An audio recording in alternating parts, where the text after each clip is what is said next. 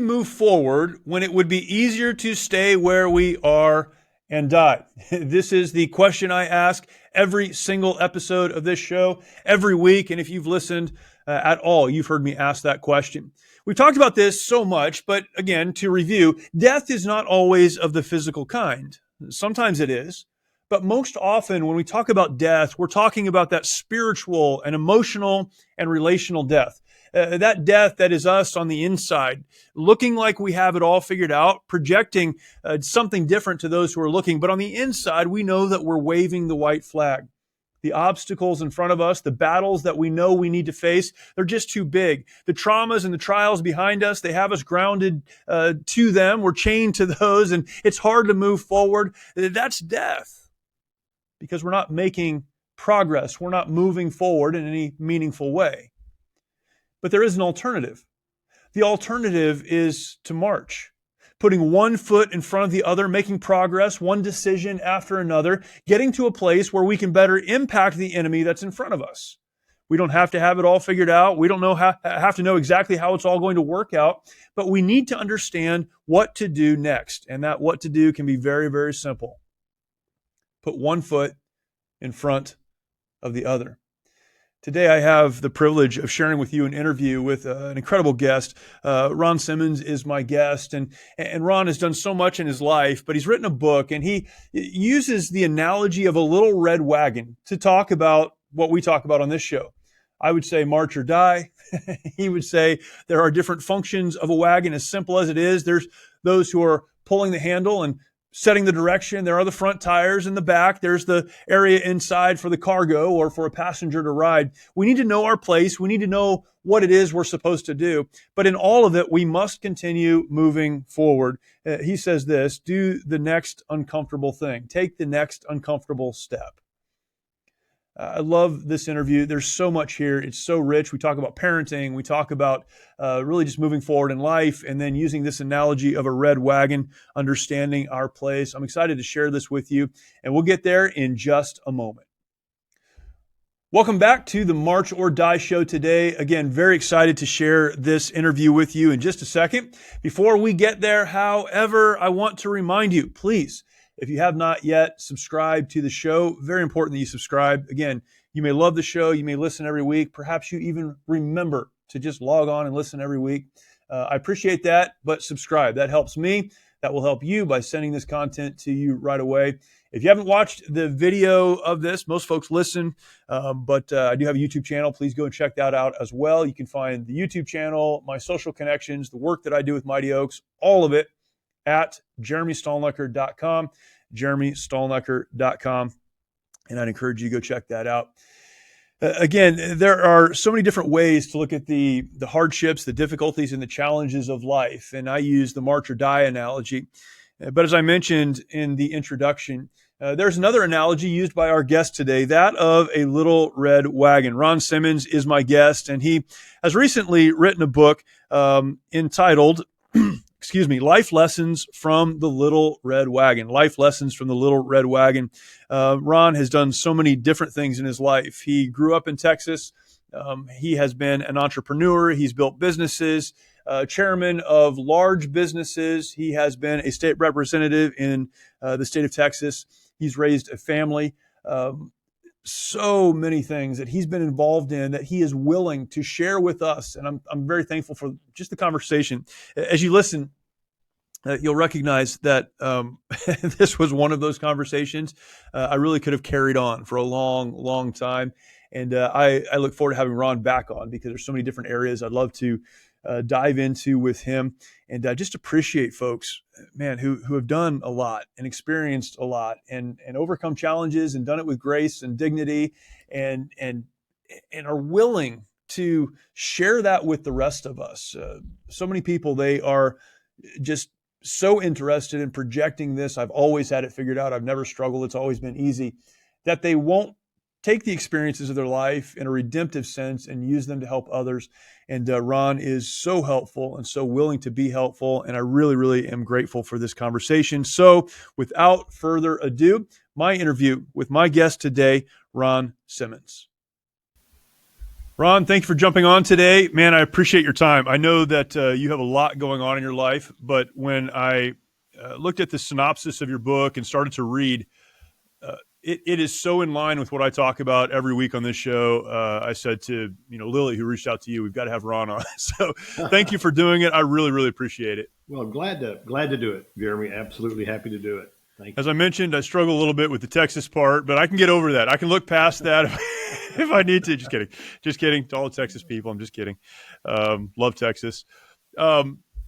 Before we get into your book, though, and man, so many lessons and so much here. Can you talk about your background, your upbringing?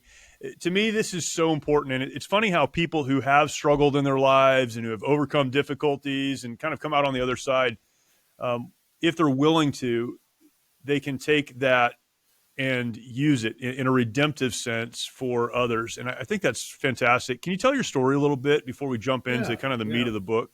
No, happy to do it. And, I think one of the reasons I wrote the book was because that, my life was not very much different than a lot of people's growing up. I mean, it's, there's the extremes, kind of like we talk about the left coast and the West Coast and the East Coast and everything else in the middle. And most of us live in the middle, right? Right. And my mom and dad I was born in Louisiana, raised in Arkansas, and got to Texas as fast as I could spell it at age 25, which is, it's pretty good for somebody from Louisiana, Arkansas. Right. But my mom and dad were public school teachers, and they were the first ones in their families to go to college. And so we grew up in kind of an education environment. I had an older brother, a younger sister, and a younger brother, but they were public school teachers in Louisiana and Arkansas, which meant they were kind of in the bottom 3 or 4 pay wise as far as making money. And so while I certainly grew up in a family that prided in education and moving forward, all of us kids have college degrees and 2 of them have advanced degrees. We really were in a home that focused, everything was at the end of the day, Jeremy, was about money. And it wasn't about the fact that we had so much of it, we didn't know what to do. It was that every decision was based on the lack of money. And in some cases, the improper management of what we did have. And then my mom and dad divorced when I was in high school. So I was dealt with that. My younger brother and sister were still, much younger and at home. Obviously, I was getting ready to graduate. And then I went out on my own at age 17, and my mom moved back to Louisiana, Baton Rouge. My dad moved off as well. So I was by myself at age 17 after graduating from high school with living with a buddy in a garage apartment.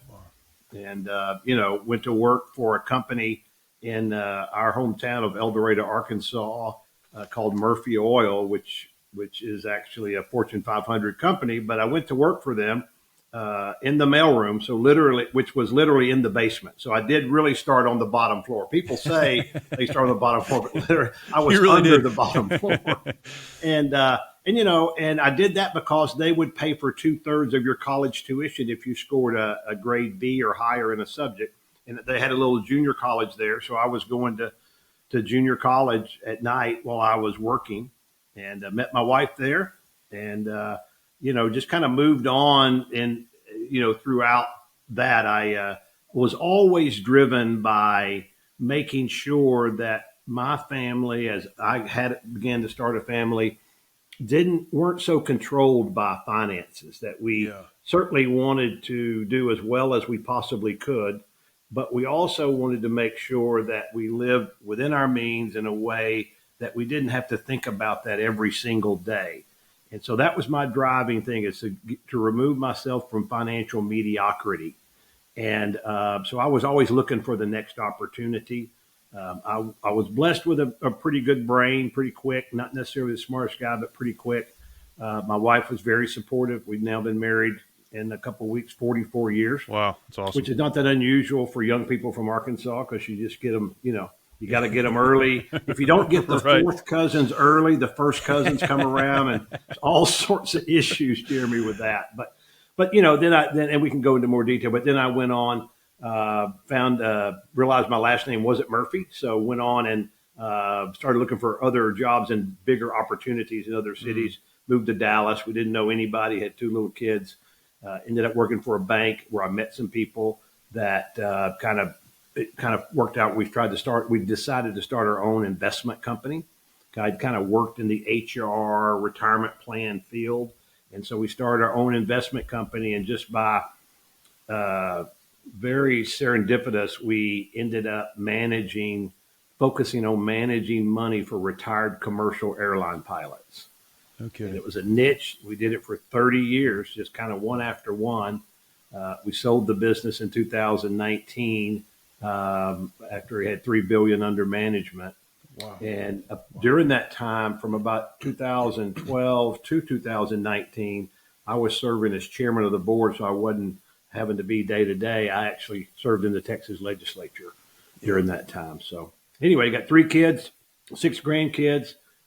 Most people know me now because my daughter has a pretty famous podcast called Relatable. Her name is Allie Beth Stuckey.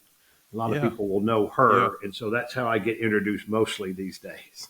That is so funny. Totally fine. I was actually watching a video with her today, and she was talking about the home and what it means to be a Christian family, but specifically a Christian wife. And I had the thought when I was watching that, man, she's so articulate and so clear on these pretty heavy issues that she's very winsome about, very serious, but very so good at communicating that. That's really interesting. Okay, so I'm glad you mentioned that, because that goes back to then my question about faith. We'll just talk about faith a little bit. Talk about your faith journey, I guess, and then how you would apply that in the various changes of your life and the seasons of your life in raising kids to have such a grasp on that, on that faith and understanding that. Well, I think that first of all, a lot of credit goes to my wife Lisa for a lot of that. But I was raised in a Christian home. Now, in any home, whether it's Christian or non-Christian, there are things that go on in the home, like the acrimony that ended up between my mom and dad. That in my teenage years, I certainly questioned all of that. Right, my family's been Baptist literally for 300 years. I mean, we have a long Baptist history. So some people say we're recovering from that, but so, and I do remember distinctly, Jeremy, when I was 6 years old, accepting Christ on a Sunday night. And so I believe that was real. To this day, I know that was the real thing that happened. So even though that at times were frustrating, when we were growing up, sometimes with the challenges with our finances and my parents' challenges, and I would stray away a little bit, at least stray away mentally. I never went off on the road where, I'm a recovering drug addict or anything like that. Right. My faith certainly became stale because I was having to deal with things that someone my age really couldn't totally comprehend. So you just kind of look for who to blame, what to do. And so just kind of overwhelming. But I will tell you that every single point in that journey, the background of my faith, I always knew it was there, right? I always knew that would always kind of either prompt me back or hit me back sometimes. And then after I met Lisa, and we knew not too long after we met, I would think within the several months that probably would be a long-term scenario. She was very strong in her faith, even though she only grew up in what I would call a quasi-Christian home. She was very strong in her faith, and me watching her actions. She never preached to me or anything like that. It kind of renewed me back in my faith. And so from the time, I guess, that we were married, it certainly hasn't been perfect or anything, and certainly I'm not perfect, but I think that our relationship, the grounding of our relationship was always in our faith in Jesus, right? That was our grounding, and our kids knew that from day one.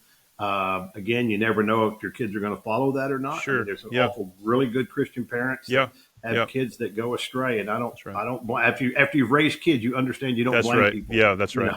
That's right. But our kids saw that. We did take them to church, where they do think it's important, even when they don't want to go. Sometimes I didn't want to go, right? Yeah. And we did engage in talking about spiritual things and things like that, faith related things around the house, and the Bible was always present and all these types of things. And then I think for us, Jeremy, for Lisa and I think we both were pretty convicted that because we had, me growing up my dad, in addition to school teacher, was also a minister of music in small churches. So you could see the good, the bad, and the ugly of a church. Yeah. And we were really convicted about, look, we're not going to be perfect on Sunday, but we're going to be the same people on Monday, Tuesday, and Wednesday and extra that we're going to be on Sunday. Good. And we wanted our kids to see that, because so many times what drives kids away from their faith is they see a different mom and dad during the week than they did on Sunday. I think that's really important. I mean, it's okay not to be the perfect church person on Sunday. In fact, it's better not to be the perfect church person on Sunday if you're going to turn around and be something totally different on the week. Don't do that, right? Just be who you are. And then our kids had a Christian education, and I cannot overemphasize. Lisa and I, for whatever reason, we knew early on when we didn't have any finances to speak of, that, and I remember saying this when Justin, our oldest, was just a little boy, saying, I will work overnight at Walmart as a second job if I have to pay for his Christian education. And that was really important to us. And so what their schools did, now, if you don't have a Christian influence at home, it probably may not help much, right? But it just reemphasized the things that we were trying to do at home. And, they lucky to have some really good teachers. Allie Beth, our youngest, she was always, pretty aggressive as far as her personality is kind of outgoing personality and what have you, but she's always been a devourer of information. She devours information and has always had a thirst for learning. And I think that's what comes across, in what she's doing now. And so, and Lisa, I will give Lisa a lot of credit. I mean, the kids, certainly more than me, they saw her not just talk about it. She walked about it. They saw her in the Word every morning. I traveled a lot when I was younger, so they didn't even see me every day. Yeah. But they saw her in the Word every morning. They saw her on her knees, and they still see that, and their grandkids see that. So I think that's been our journey. And listen, we've had challenges. I mean, we have a son that has autism and epilepsy, and we have had some pretty big arguments with God over all of those issues that have been related to that. Not only his issues, but how even the Christian community sometimes treats people like that, right? Yeah. And so certainly not perfect, but we do know that that's our foundation. Yeah, that is so helpful. Life is funny. So we have 4 kids. My oldest is 24. She just recently moved out of the house. She's an accountant here in Southern California. I have a son who is 22, just got married. He's a police officer in our community. And then I have a 15-year-old and a 14-year-old. So we're kind of spread out. Yeah. But my wife and I are at that stage of life. We've been married just over 25 years where we've started to, and we didn't go out for this, right? We didn't reach out for this, but young couples have started coming to us at church and, hey, would you have dinner? We'd like to talk about the kids. And we've got little kids. And I was talking to my wife about this just last night. A couple at church, great couple at church. They've got great kids, but they asked us to sit down and work through some things with them. And I said, man, it's nuts to try to help people raise kids because, as you said, you know what to do until you have them. And then once you have them, all bets are off and you're doing the best you can. And there's not like, here are the 6 things we want to tell you need to do. Every day is different and every child is different. And it's wild. But to your point, consistency. I look back to my family, my parents. I was raised in a Baptist church. My dad's a Baptist pastor, and I pastored for a long time in a Baptist church. So I laugh at recovering from that, right? But people have asked me what was the thing that your parents did right, and that's what I go back to again and again. They were consistent. They didn't put up a front. They didn't pretend. Mm-hmm. I knew their faith was authentic, and my dad got mad sometimes and would apologize, and my parents fought. And I mean, they were normal people, but I never questioned their faith. And that consistency is so important. I've tried to bring that into our family. beyond that, what would you say to someone who, there's so many people struggling and culture is so upside down now. It's very, very challenging to be a Christian parent. And I look at these parents who have young kids and man, I'll pray for you is what I tell them most of the time. Yeah. But Yeah. beyond consistency in your home, what are you telling them? What do they need to do? They've got 4, Yeah. 5, 6-year-old kids. What do they need to do? What I tell them to do, obviously, is model. I mean, that's the main thing. Yeah. Kids, Yeah. they not only can repeat everything you say, they can do everything you do just about. So I tell them to model. Make sure they're modeling, especially the younger. So let's talk about the younger kids for now. And then what they need to do is they need to proactively engage in the areas of their children's lives that are going to have an impact on them. So they need to be engaged in their church. They need to be engaged in their school system, okay, or in the sports system. And it doesn't have to mean you're doing everything in there, but you need to be engaged to the point that you understand what's going to happen in there even before your kids get in there. And you know the touch point so that if something comes up, what do I need to do? What's the best way to handle this? What's the personality of the lady that's running the children's program at church, right? So that how can I best work with her in case our child is struggling with something? Same way in whatever thing that they have going on. If they wait until the kids are already engaged totally in those to try to catch up, it's difficult, especially in the school system. I would just, you gotta pray about and make your school decisions as early as you can, and then realize that you can adjust if you need to. Like if school didn't work out for somebody, they wanted to homeschool. There's lots of options for that, or if private school is better for them. But you need to get ahead of that game. That's what happened in our society, Jeremy, especially in the school system and somewhat in the church too. By the way, as you know, you hear Allie talk about this a lot.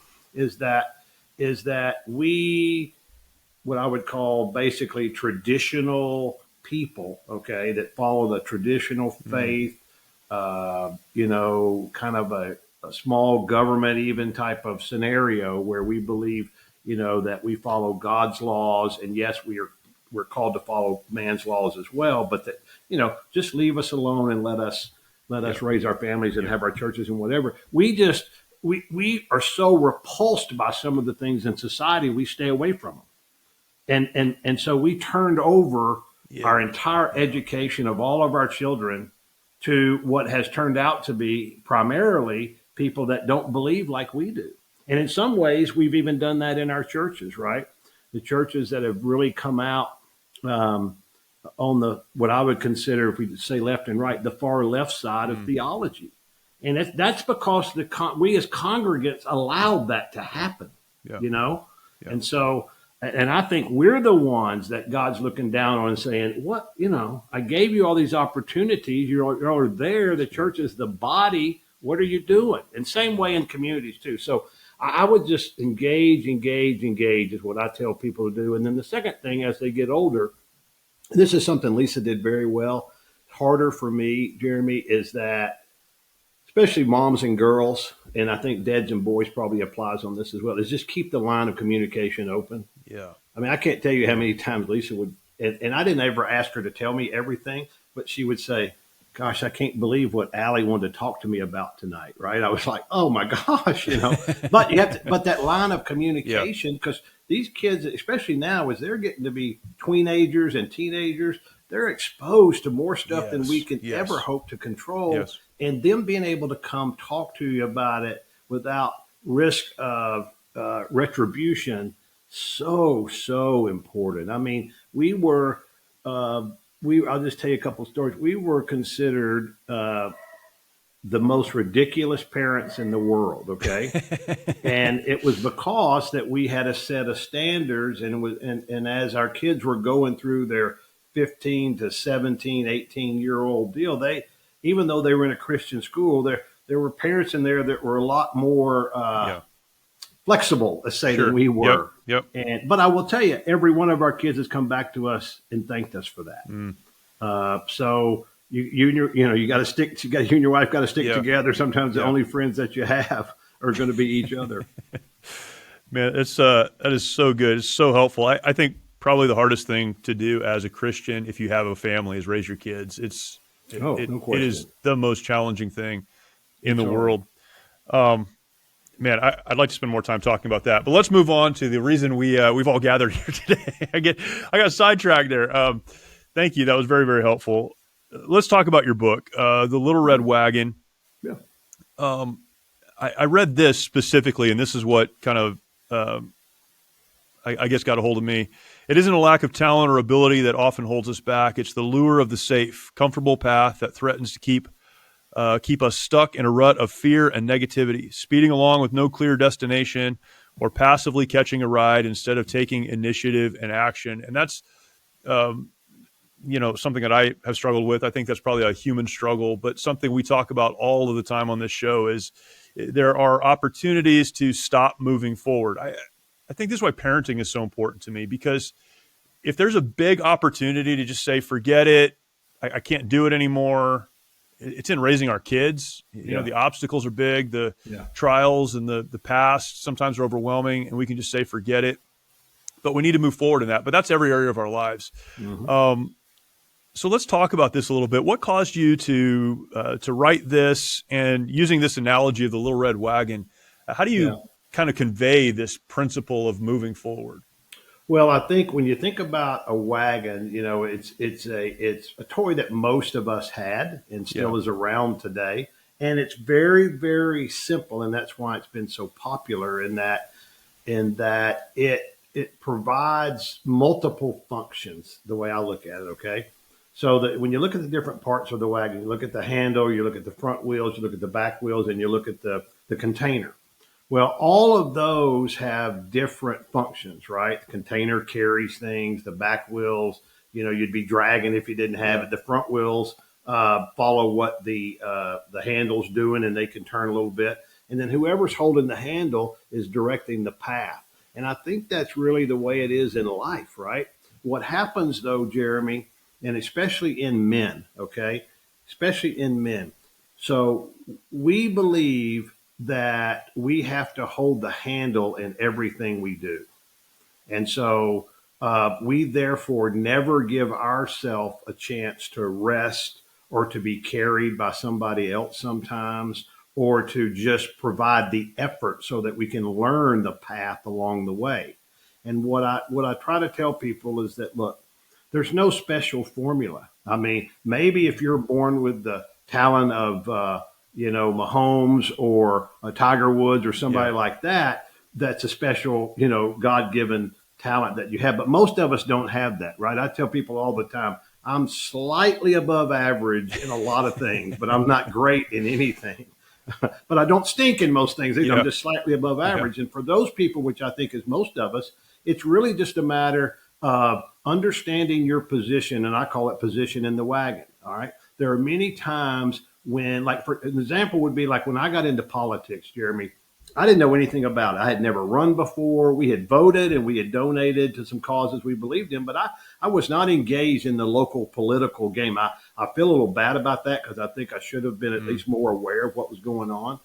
But when I decided to run, it was kind of in the beginning of the second term of the Obama years. And so there was a lot of concern going on for conservatives like myself. And so I decided to run. I didn't know anything about it. So what I did is I hired a political consultant through some advice of some other people. And I told him, I said, look, I'm going to do everything you tell me to do. All right. And I'm not, because I don't know anything about it. So basically I climbed in his wagon. All right. And he was carrying me along. And when I learned a little bit, then I could get out and push the wagon. Again, all I was doing was pushing. So I wasn't controlling anything other than if I pushed it hard enough, then we were making progress. And so I had to know that even though I had been the head of a company that was managing billions of dollars under management, I didn't know anything about this thing. So I had to get off the handle, get back in the wagon, or get to another piece. Most people think that once I've got the handle in one thing, then I should be doing it in everything. And that's just not true. Another example would be, I told you that we had a son that has autism and epilepsy. Well, when we raise our kids, and you're just experiencing this, is that we kind of raise them so that to be independent and get out on their own, right? Yep. And do their deal. If they need us, then we're there for them. But kind of move through life.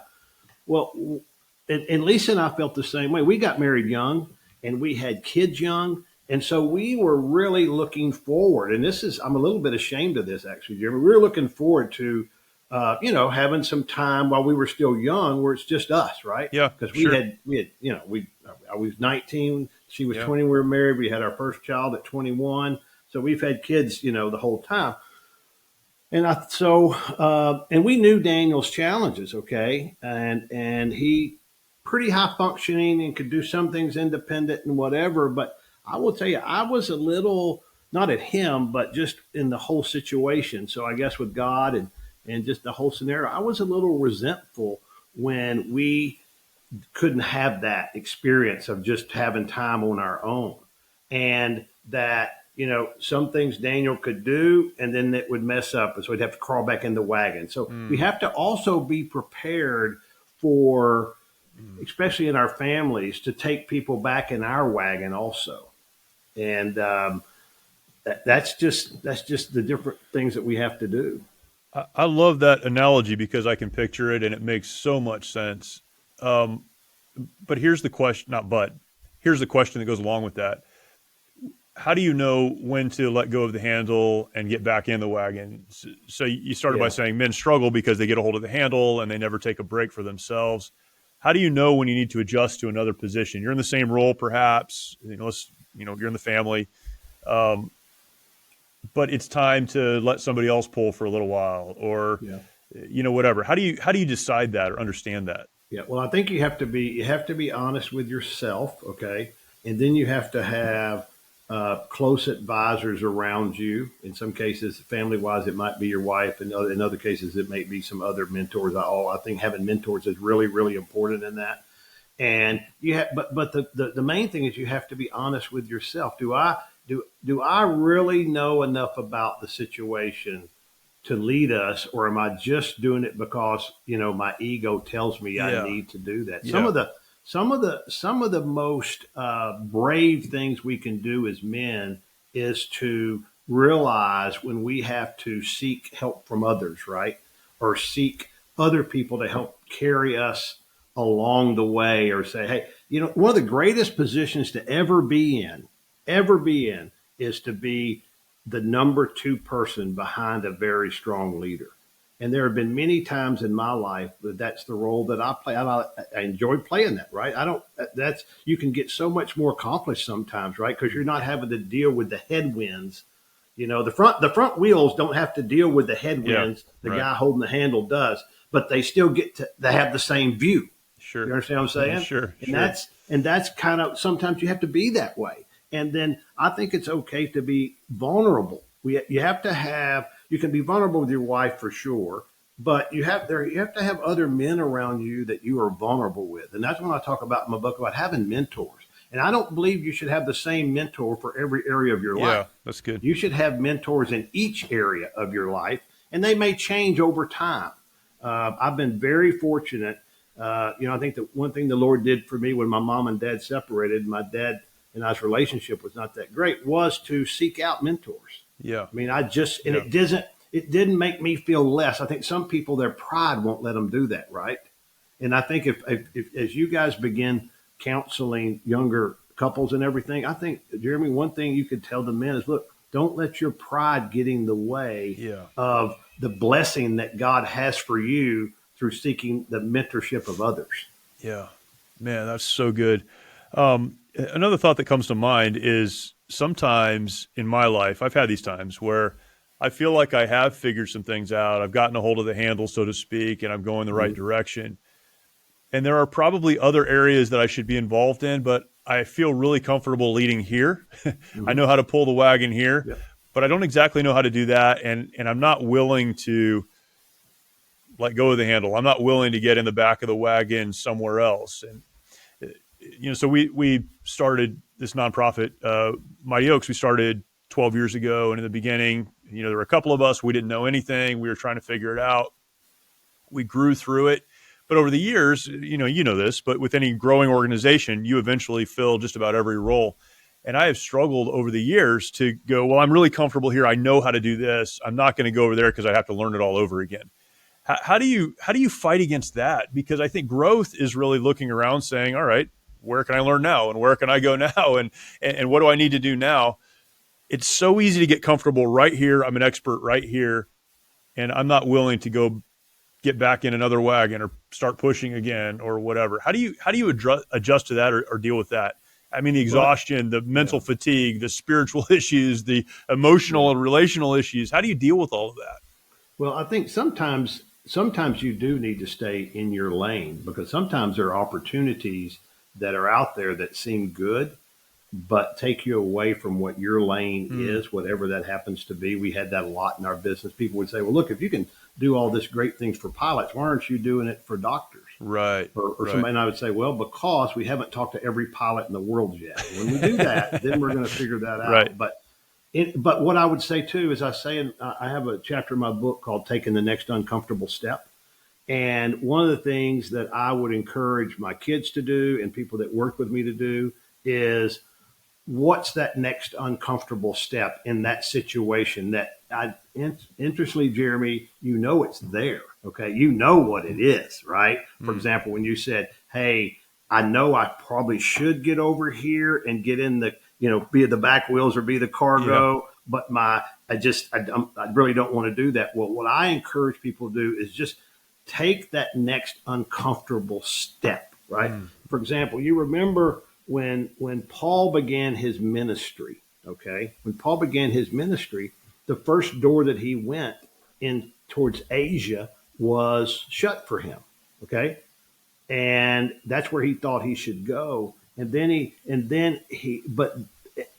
then because he took that step, okay, and he said, well, what about what ends up being Europe, okay? That's where he went. He ends up taking that uncomfortable step, all right, rather than just pushing, continue to push down this road. He takes the uncomfortable step of, okay, I'm going to go over here, and that's where the blessing is. A lot of times the blessing is on the other, because comfortable steps, Jeremy, are all about faith, right? Yeah. They're all about faith. Yeah. Now, it can be as small as making the next call, right? I'm going to pick up the phone and make the next call if it's a business, or it could be having that conversation with your spouse or your kids or a coworker or something like that. But it's all about saying, okay, I really believe, and again, through prayer, God wants me to be involved in this. I'm not comfortable in it. What's the next uncomfortable step that I can take? And then let God work, right? Let's see what happens after that. That's good. Man, that is so helpful. Ron, there's so much here. We could talk all day, but where can people get your book? Where can people follow you and continue this conversation by, following so the my work book that you looks do? like this. Okay. It's kind of a cool design, awesome. I think, called Life Lessons from the Little Red Wagon. And they can get it anywhere books are sold, Amazon, Barnes & Noble. They can get it on my website, ronsimmons.com. I give them a little discount if they come on my website and order it. Or email me, ron@ronsimmons.com. Happy to visit with. I've had so many emails after I've been doing this. Just people like yourself, that don't have a podcast, but they think the same things you're thinking. They'll have a question. I'm happy to do that. Also, if you like listening to books, I have a very unique scenario in this book. First of all, I have John Maxwell, who a lot of people would know is a pretty famous writer. He did that guy's going to make it. Book. He's going to make it if he keeps trying. If he stays with the wagon, he'll I figure told it him, out. just keep doing what you're doing. And so he reads the foreword, but also I have Ronald Reagan reading part of my book. Wow. President Reagan. I mean, it's hard to call people. I'm not saying I have the power of resurrection. I'm just saying that there is a section in there that he reads. So you'll enjoy that. That may be the best tease I've ever heard. Go get the book if you want to hear Ronald Reagan speak. All right. We'll go check that out. And I do love listening to books, so I'll read it and listen to it just to hear Ronald Reagan. Ron, thank you so much. Really appreciate it, and appreciate the work that you are doing. It's so helpful to be able to talk to folks who see clearly and can kind of lay out a path forward, and we need that. Yeah. So thank you for doing it. Really appreciate your time. Yeah. Very grateful for that conversation, and man, Ron is such a blessing, so encouraging, and so helpful. There are a lot of people in the world who can identify problems and struggles and challenges, and they can tell you what those are going to be, maybe because they've walked through them. But there are many fewer people, a lot less people in the world who know how to look at the challenges, reflect on the challenges, and then lay out a path, steps that others can take to work through them in a meaningful way. And I'm very grateful for Ron and not only his willingness to do that, but his ability to do that so clearly, and very grateful for that. Please go and get the book. You can listen to the book, or you can go to Ron's website, ronsimmons.com, and check out his work there. So please go ahead and do that. Take some time today, go over to Life Audio, lifeaudio.com. There you'll find other incredible podcasts, great hosts there, and shows that will be an encouragement to you as well. Thank you so much for listening. I really appreciate it and look forward to talking to you next time.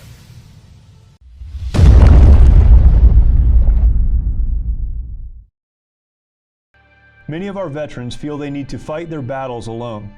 This self-isolation has led to the staggering statistic of more than 20 veterans taking their lives every day. The mission of Mighty Oaks is to eradicate the veteran suicide epidemic and help our warriors change their legacies. We've been able to help over 4,000 veterans and first responders by equipping them with the tools they need to live the lives they were created to live. Our faith-based, peer-to-peer approach has one of the highest success rates of any program available today, offering hope and understanding to those who need it most. By aligning their lives to biblical principles, these men and women are able to lead their families, their communities, and our nation. It's your generosity that can make a difference in the lives of the men and women who have fought for our country and our freedoms. Now that they're home, don't let them fight alone. Learn more at mightyoaksprograms.org.